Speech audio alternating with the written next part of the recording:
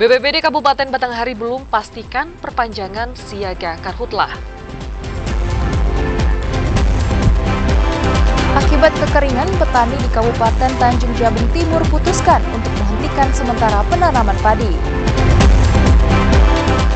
Ketua APSI himbau Gubernur se-Indonesia galang doa dan donasi untuk Palestina.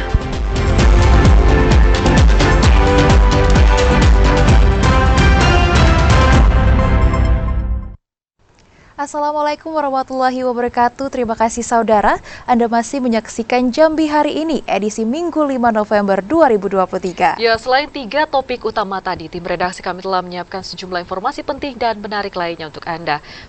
Bersama saya Omil Hayadi. Dan saya Rastasya Laga, inilah Jambi Hari Ini selengkapnya.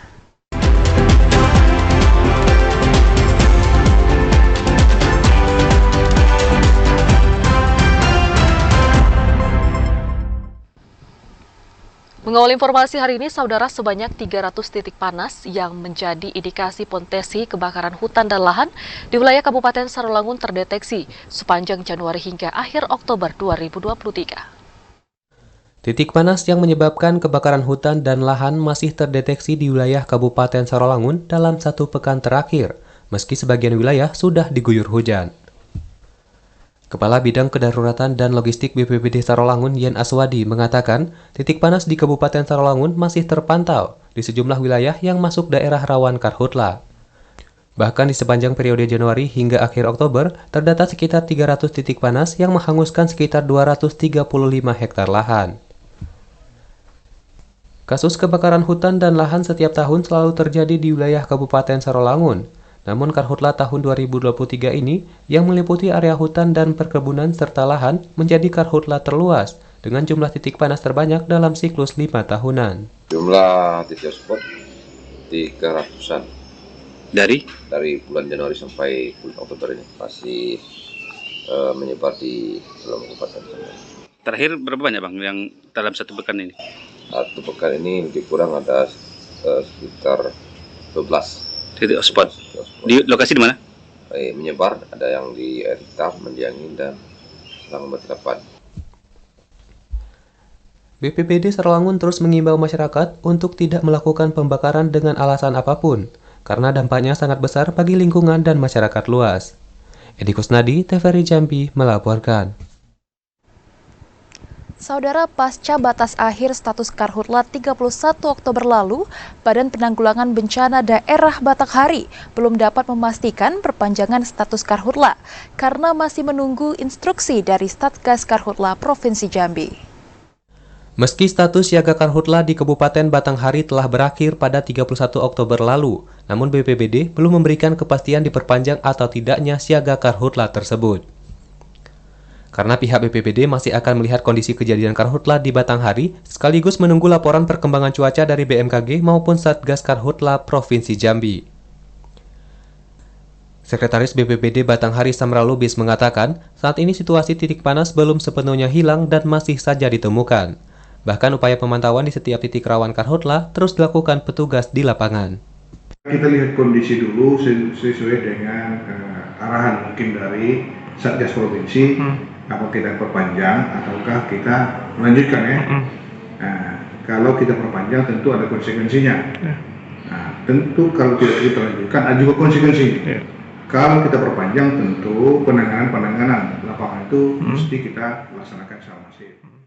BPBD berharap peralihan cuaca dari kemarau ke musim hujan dapat terjadi di bulan November ini, agar permasalahan karhutla di Batanghari segera berakhir dan kondisi udara bisa kembali membaik tanpa adanya pencemaran asap.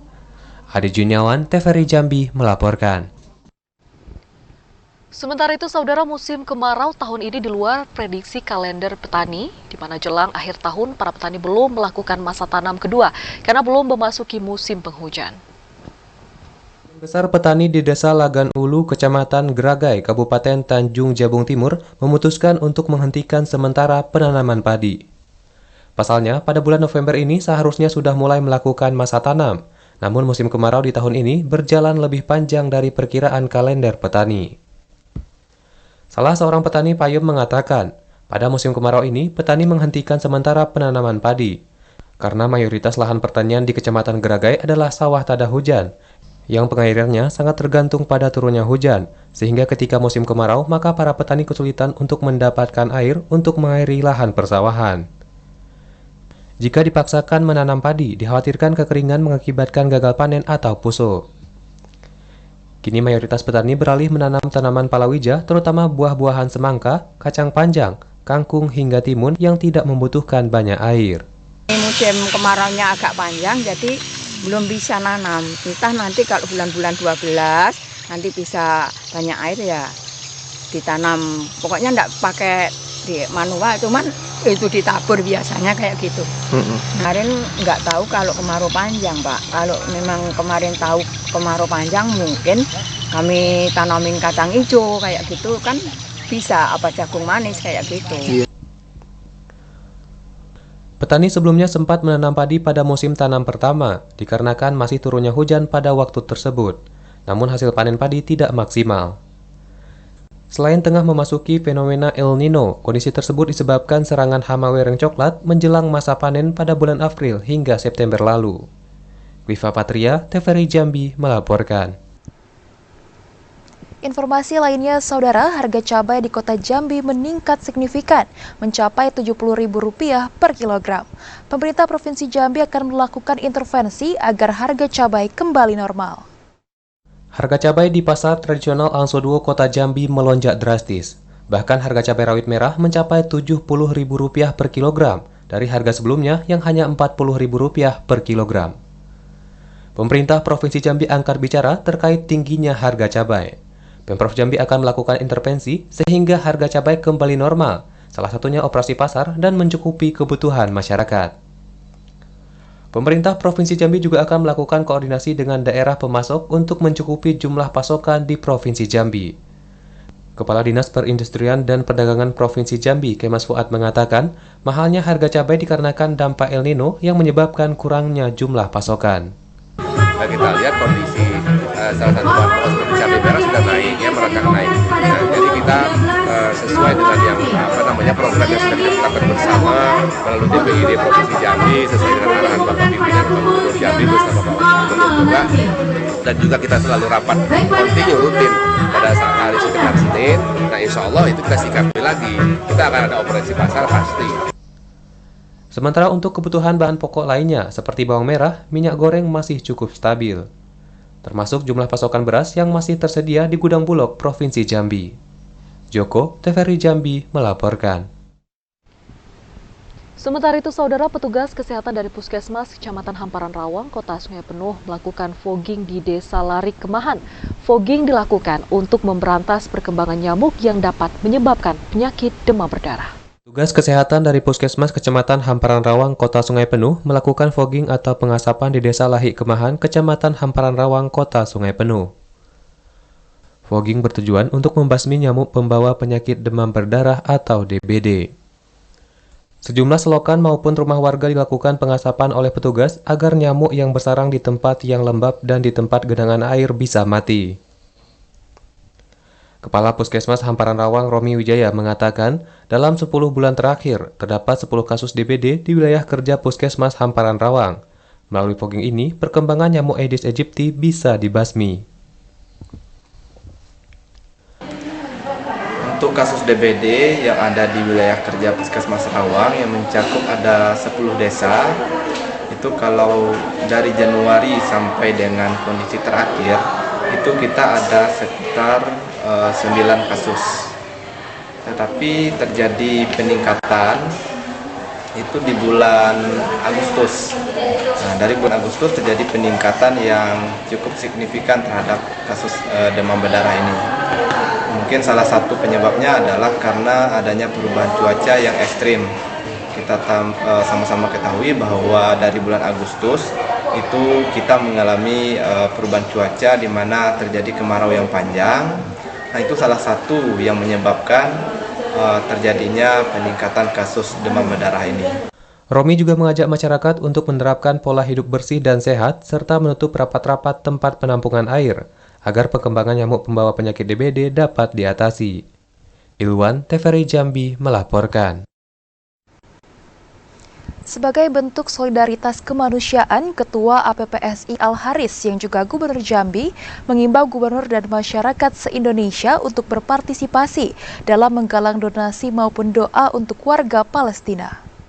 Menyikapi konflik Palestina-Israel yang kembali memanas, bahkan sudah memakan ribuan korban jiwa dalam beberapa hari terakhir, Ketua Asosiasi Pemerintah Provinsi Seluruh Indonesia Al-Haris, yang juga Gubernur Jambi, menghimbau seluruh gubernur se-Indonesia untuk berpartisipasi dalam menggalang donasi bagi warga Palestina. Donasi tersebut sebagai bentuk kemanusiaan untuk membantu warga Palestina yang saat ini kelaparan maupun membutuhkan obat-obatan setelah terdampak perang antara Hamas dan Israel. Donasi yang dikumpulkan akan diteruskan kepada Badan Amil Zakat Nasional Republik Indonesia untuk selanjutnya dikirimkan ke jalur Gaza, Palestina. Saya juga menghimbau kepada warga Provinsi Jambi untuk menggalang donasi untuk Palestina. Nanti akan diberikan bersamaan dengan Basnas RI yang akan mengantarkan ke Palestina nanti. Ya, saya menghimbau itu ya. Nah, termasuk juga saya himbaukan para gubernur se-Indonesia atas nama Asosiasi Pemerintah Provinsi ini. Saya sampaikan juga, mari semuanya ikut mendoakan Palestina.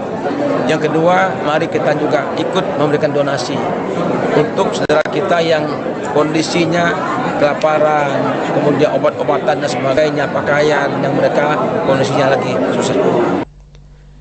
Selain donasi, Ketua PPSI juga mengimbau masyarakat untuk sama-sama mendoakan warga Palestina agar diberikan perlindungan dan segera mendapatkan solusi terbaik terkait penyelesaian konflik tersebut. Bentuk solidaritas ini digaungkan untuk memberikan dukungan bagi warga Palestina yang saat ini sedang dalam kesusahan. Khusus untuk Provinsi Jambi, penggalangan donasi akan dilakukan pemerintah Provinsi Jambi melalui acara doa dan donasi untuk warga Palestina yang pelaksanaannya sedang dijadwalkan. Randy Arta, TVRI Jambi melaporkan. Bawaslu Provinsi Jambi minta partai politik menurunkan alat peraga kampanye. Informasi selengkapnya akan kami hadirkan usai jeda pariwara berikut, saudara. Tetaplah bersama kami.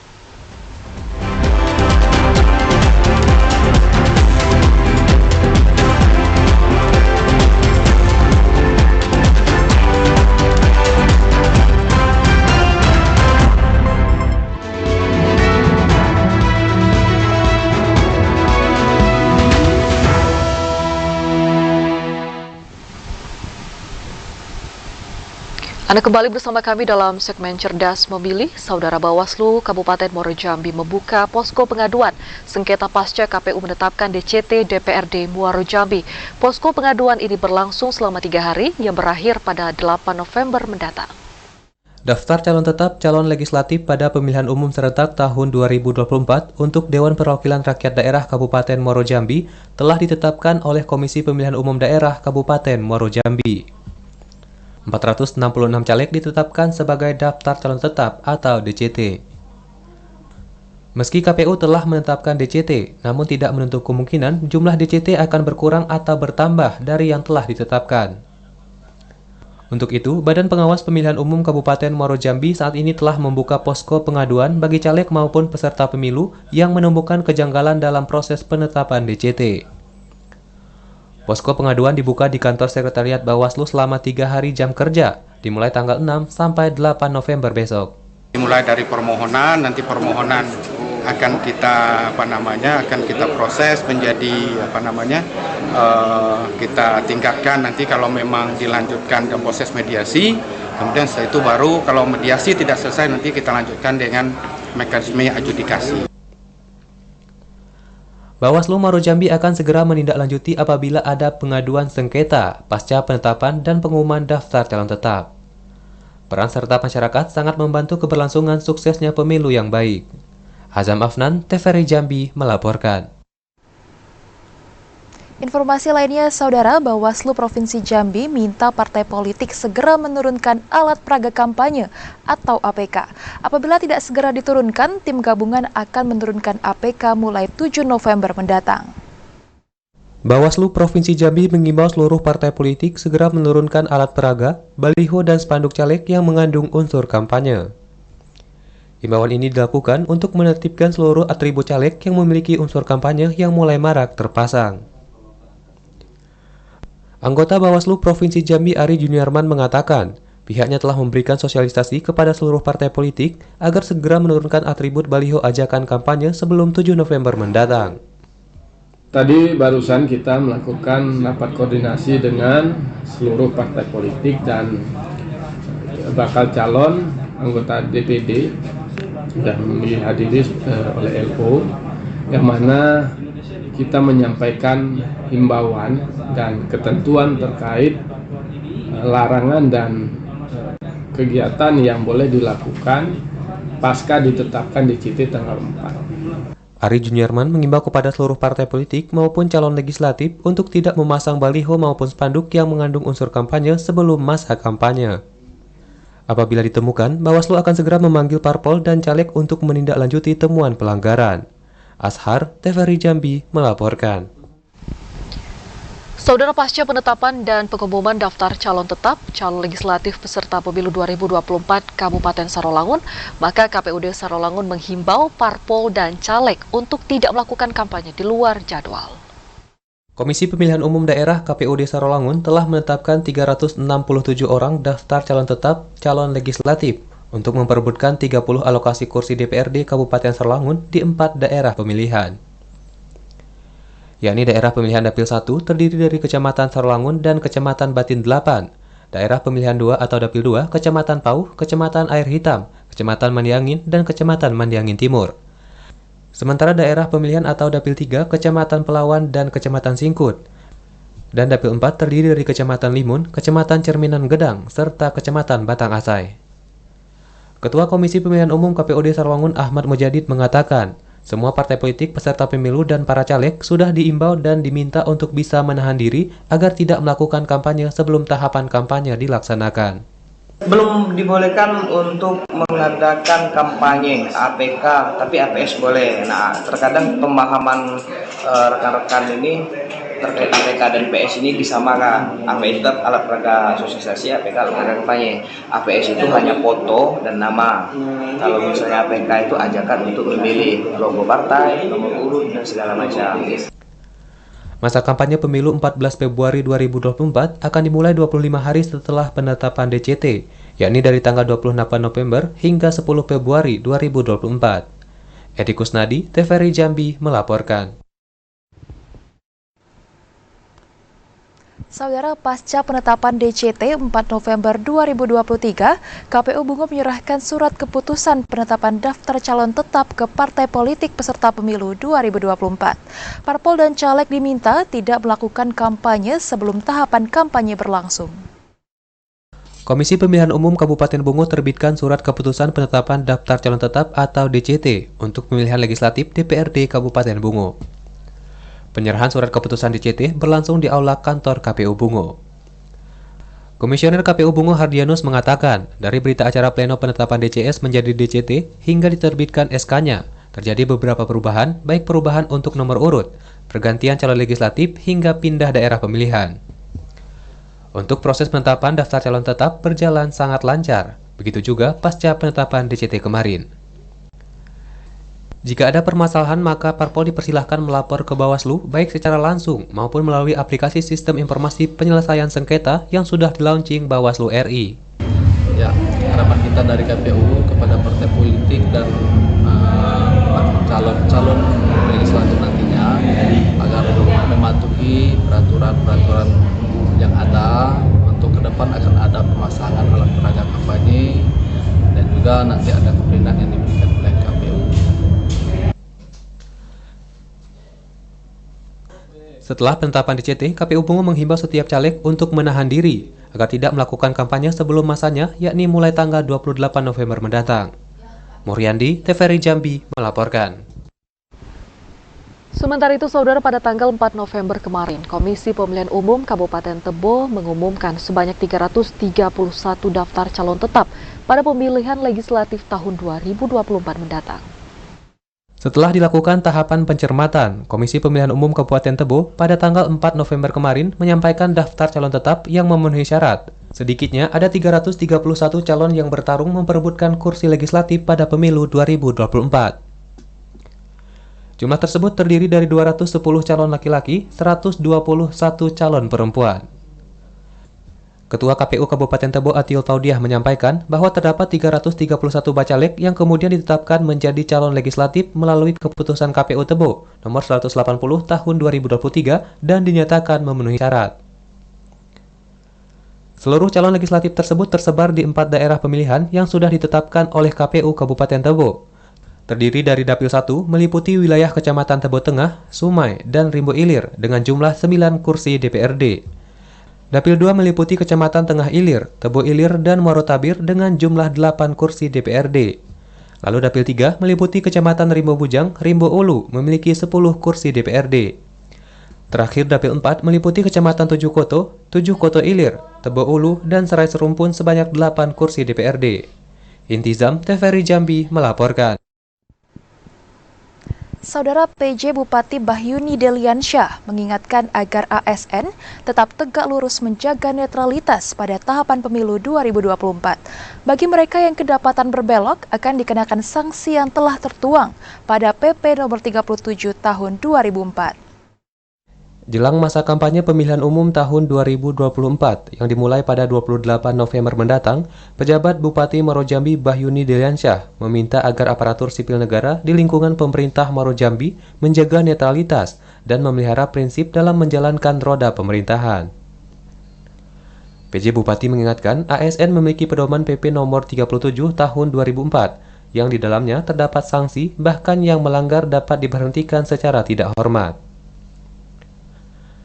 PJ Bupati juga meminta kepada Sekda agar mensosialisasikan kepada seluruh ASN untuk tidak mempraktekkan simbol tangan pada masa kampanye pemilu serentak 2024. Ada pengarahan khusus dari Pak Presiden dan Bapak Mendagri bahwa seluruh ASN, termasuk saya juga ASN yang kebetulan sebagai pejabat Bupati, itu tidak boleh berpolitik praktis. Tetap tegak lurus kepada pemerintah, tidak miring-miring, artinya kita harus netral, tidak boleh memihak salah satu. Menjaga netralitas perlu disuarakan agar pelanggaran tidak terjadi dalam keberlangsungan pemilihan umum. Aparatur sipil negara dibolehkan memahami, namun tidak dibenarkan untuk mengikuti politik praktis, termasuk menjadi anggota partai politik. Azam Afnan, TVRI Jambi melaporkan.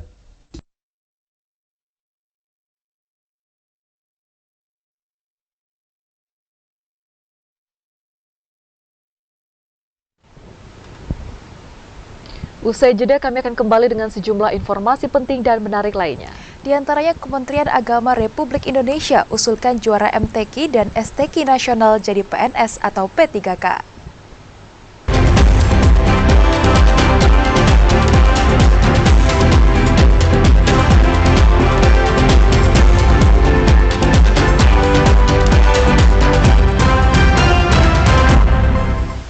Anda kembali bersama kami dalam segmen Jurnal STQ. Saudara penjabat Bupati Merangin Mukti Said meninjau stan UMKM Bumi Tali Undang Tambang Teliti pada seleksi tilawatil Quran dan hadis ke-27 tingkat nasional di arena STQ Kota Jambi. Mukti menyampaikan apresiasi kepada panitia stan karena dianggap sukses menyajikan berbagai potensi yang dimiliki oleh Kabupaten Merangin. Pejabat Bupati Merangin Mukti meninjau stand Kabupaten Merangin pada pameran, bazar dan halal food dalam rangka memeriahkan STQH ke-27 tingkat nasional di arena MTQ Kota Jambi.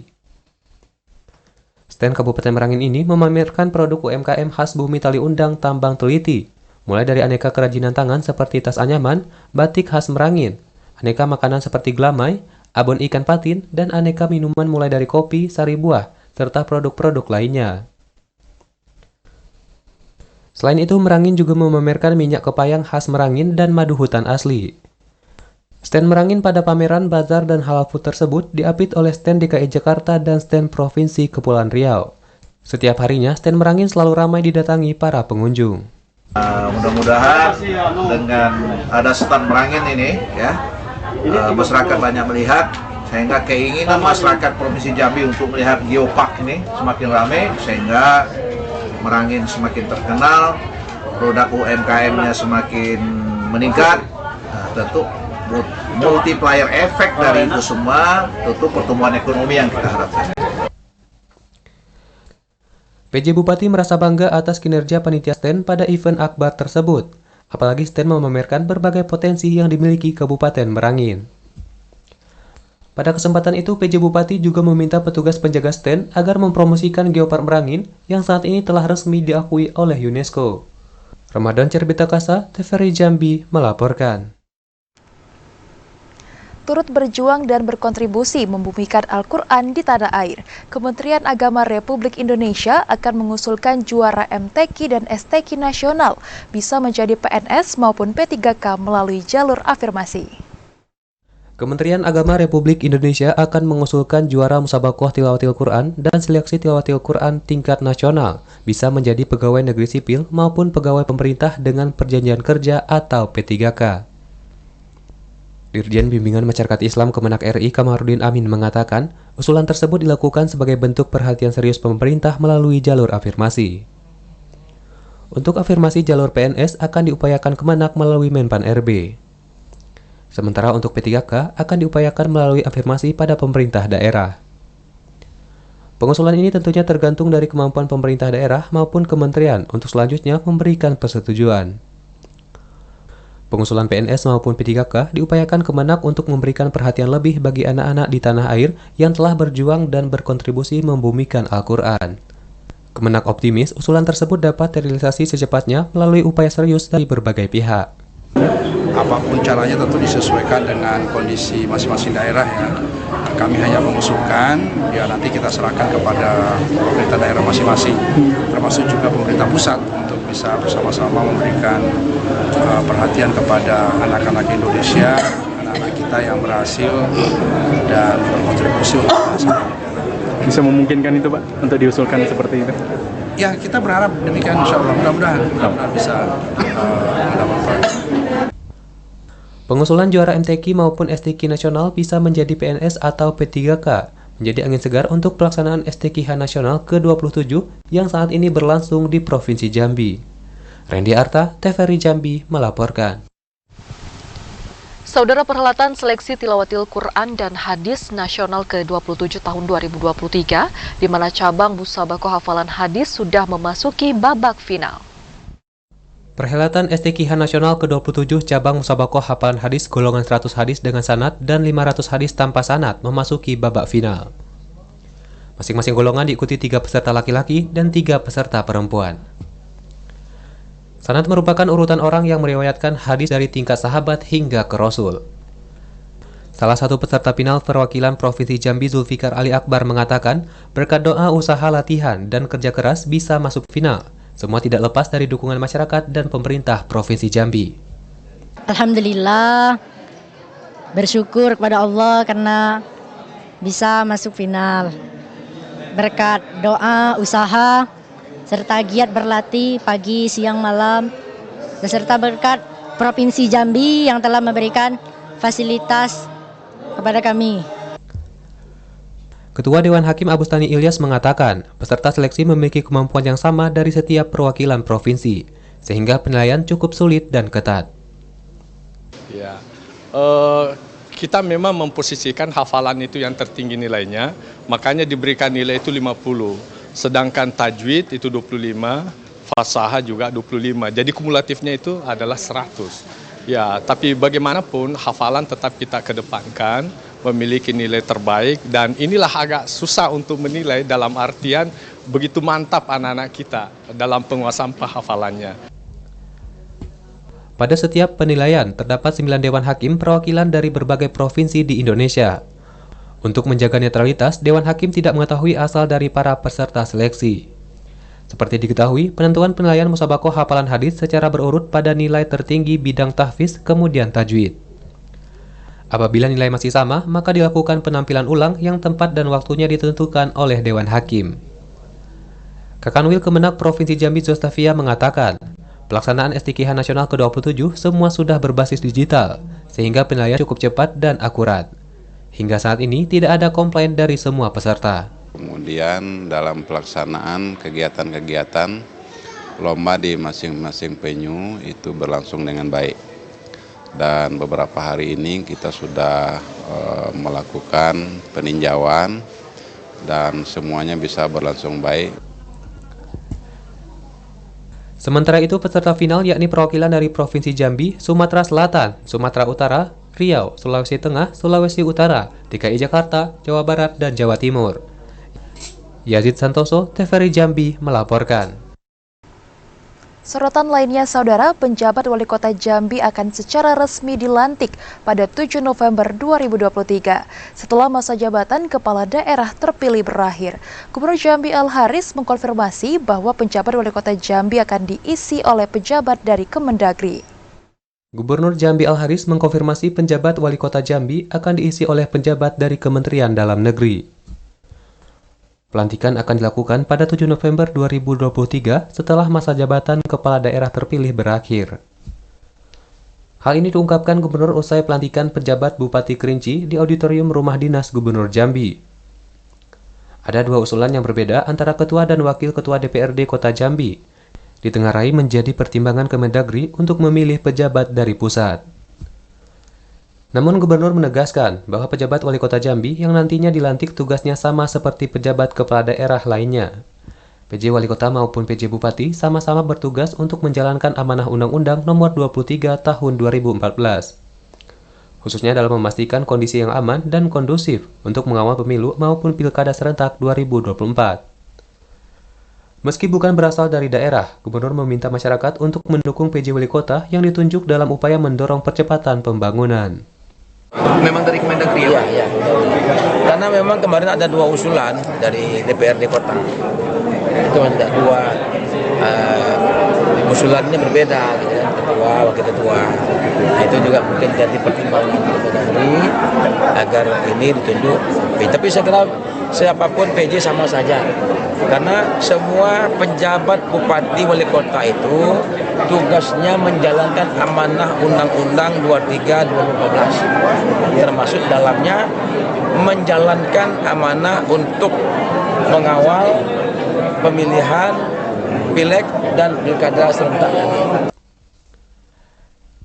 Sementara untuk jabatan Wali Kota Jambi yang telah berakhir pada 4 November 2023, setelah penetapan daftar calon tetap pemilu legislatif oleh KPU, langsung diisi oleh pelaksana harian Wali Kota Jambi Maulana yang sebelumnya merupakan Wakil Wali Kota Jambi.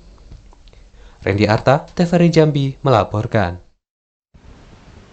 Sementara itu, Saudara, lelang jabatan sekretaris daerah dan sejumlah jabatan tinggi pratama di lingkup pemerintah Kabupaten Sarolangun secara terbuka atau open bidding belum ada kepastian. Jabatan sekda masih kosong dan diisi oleh pelaksana harian. Pasca mundurnya Endang Abdul Nasir sebagai sekretaris daerah Kabupaten Sarolangun karena masuk dalam daftar calon sementara caleg di salah satu partai politik peserta pemilu untuk daerah pemilihan Sarolangun Merangin tahun 2024, jabatan sekda masih kosong.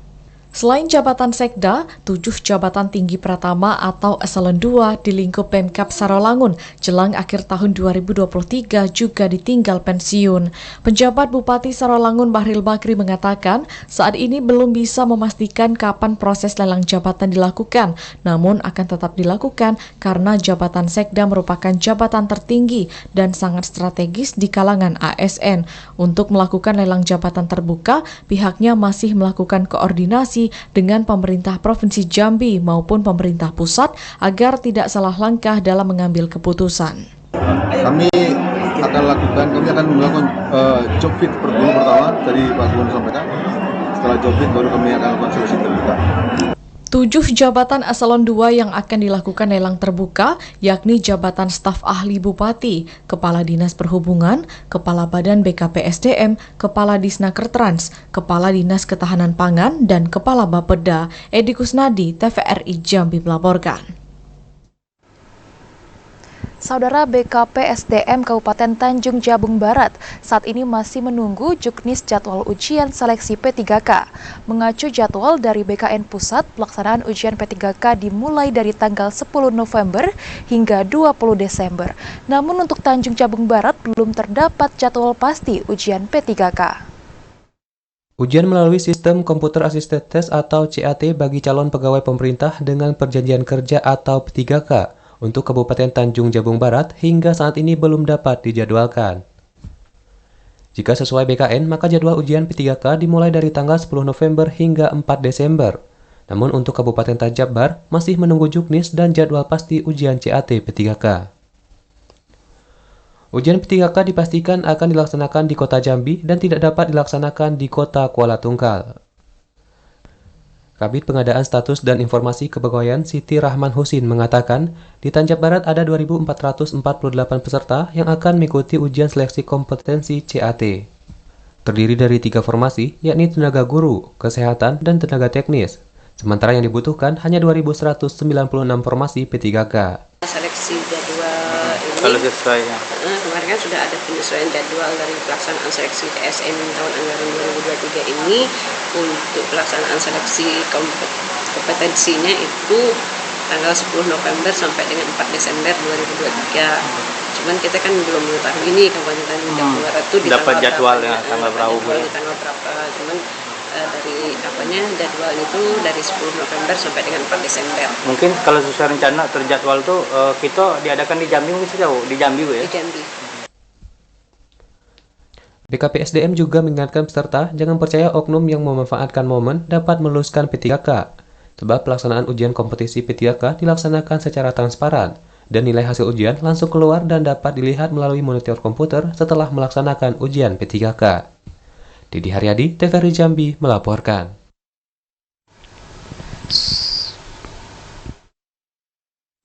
Suap pengesahan RAPBD Provinsi Jambi Kusnindar dituntut KPK 4 tahun penjara. Informasi lengkapnya akan kami sajikan usai jeda. Tetaplah bersama kami.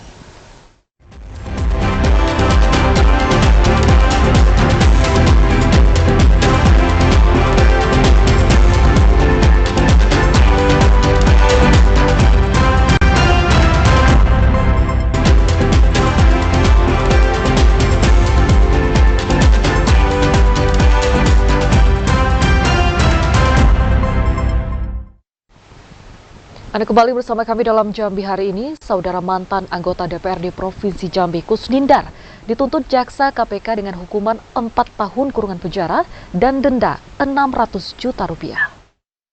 Sidang lanjutan dugaan korupsi pengesahan RAPBD Jambi tahun 2017 untuk terdakwa Kusnindar kembali dipersidangkan. Pada sidang lanjutan ini beragendakan pembacaan tuntutan oleh jaksa KPK di Pengadilan Negeri Jambi.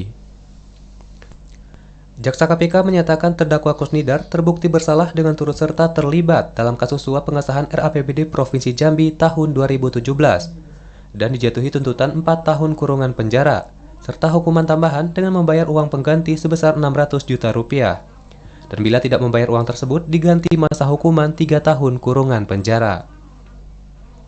Dalam tuntutan dakwaan yang kami buktikan, dakwaan pertama pasal 12 huruf A Undang-Undang Nomor 31 Tahun 99 tentang Tipikor, junto pasal 55 ayat 1 ke 1 KUH pidana, junto pasal 65 ayat 1 KUH pidana.